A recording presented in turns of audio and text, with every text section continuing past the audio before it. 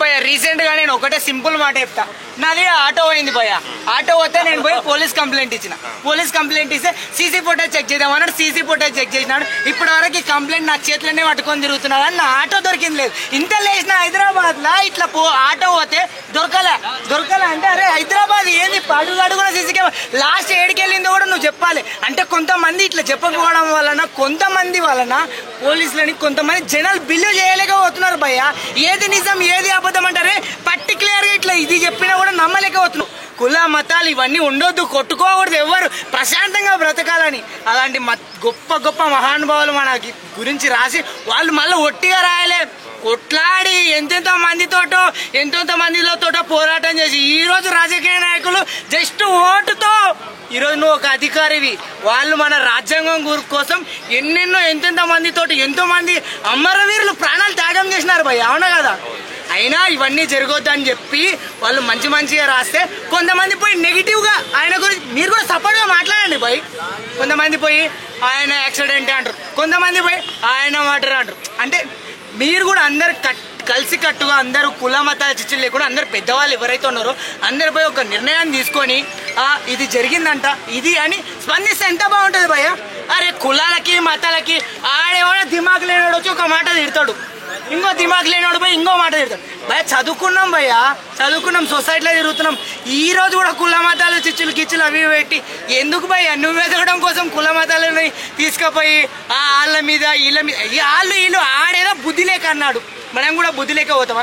మనం ఏం జరిగినా ఒక మనిషికి అన్యాయం జరిగిందో అది నిజంగా మర్డరా తెలియదు కాబట్టి, నిజంగా యాక్సిడెంట్ తెలియదు, అందరు స్పందించి అందరు ఆయనకి సపోర్ట్ గా మాట్లాడండి. నిజంగా మర్డర్ అరే కొంతమంది ఇటు పోయి కొంతమంది అటు పోయినప్పుడు ఇది మొత్తం తీసుకొచ్చి అమాయకమైన ప్రజల మీదకి రుస్తారు. అమాయకమైన ప్రజలు ఏం చేస్తారు?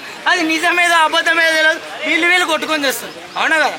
పెద్దవాళ్ళు ఎవరైతే ఉన్నారో నీతి మాట నేర్పి, నీతి మాట మంచి మాట నేర్పి, నలుగురికి సమాజానికి ఉపయోగపడే మాట. నువ్వేమో పోయి ఇట్టా నువ్వేం పైన బాగా ఇట్టా పెట్టి పత్తలు తినడం దిగపోతావు హెలికాప్టర్ ఎక్కి. ఇడనేమో మన ప్రజలు కొట్టుకొని చచ్చిపోతారు. ఇవన్నీ నిజంగా అది మర్డరా నిజంగా ఎప్పటికీ అర్థం కాదు. ఒక్కొక్కరేమో ఒక డౌట్ రేజ్ చేస్తారు, ఏమంటారు బైక్ ఇట్లా పడింది అంటారు. కాకపోతే భయ నానైతే ఒక నీతి మాట నేను చెప్పుతున్నా. కొంతమంది అంటే నాకు తెలిసిన మాట, ఆయన ఒక నీతిగా ఉండాలా అది ఇది అనుకున్నప్పుడు అసలు ఎందుకు తాగుతాడు మందు అని ఒక డౌట్ నాకు. ఎందుకు మంది తాగుతాడు అంత నీతిగా ఉండి తాగుడా గురించి కూడా అన్నని మాటలు చెప్తున్నాడు. కొన్ని మాటలు వింటుంటే అరే ఇంత పర్ఫెక్ట్గా మాట్లాడుతున్నాడు, ఈయన మందు తాగినాడా అని డౌట్ వస్తుంది, ఖచ్చితంగా రేజ్ చేస్తుంది భయ్య.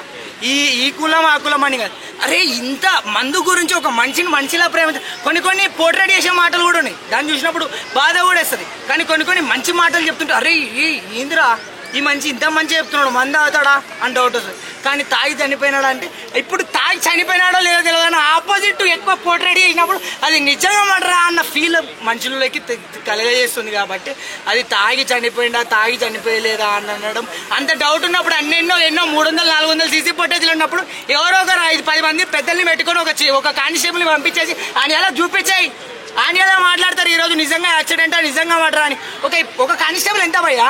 నువ్వు ఐజీ అనుకో, నువ్వు పోలేవు, నువ్వు పెద్దోనివి, పెద్ద గ్యాడర్ నీది, నువ్వు వెళ్ళలేవు, నీ కాదు.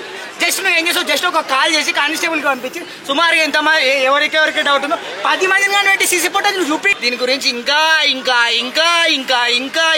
కాకపోతే ఒకటి మాత్రం భయ్యా, అంత నీతిగా ఉండి అంత నీతి మాటలు చెప్పే మనిషి నిజంగా మంది అయినా నాకు కూడా డౌట్ వస్తుంది భయ్యా. ఇది మాత్రం నాకు కూడా ఎందుకు డౌట్ వస్తుంది అంటే అరే ఈ మందు గురించి కూడా కొన్ని అంటే చూస్తుంటా, మెసేజ్లు వింటుంటా, అరే ఈ మందు గురించి కూడా ఇంత మంచిగా చెప్పి మంచి గురించి చెప్పి ఈ మందు తాగింటాడా అని ఫీల్.